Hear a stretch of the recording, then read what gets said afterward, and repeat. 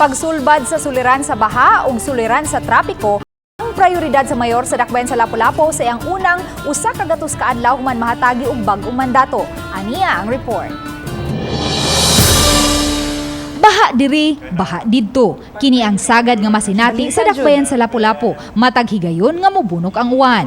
Kay walay insaktong drainage master plan ang syudad, hinungdan nga taud-taud na kining gianto sa nganon. Ning paghatag og bag-ong mandato kang incumbent Mayor Junard Ahongtian nga mangu sa Dakbayan sa mosunod nga 3 ka tuig. Ang suliran sa drainage ang iyang gisaad nga unang sulbaron. Siguro hindi na ito dayon masulbad pero ato yun sugdan dayon ang maong problema, especially to those who are drainage na walay outfall. Laing gisaad ni Chan ang pagpatunhay sa dagan sa trapiko sa Dakbayan. Ato ginang panikamutan nga ma-implementar na to ang atong skyway sa ato ang syudad sa Lapu-Lapu.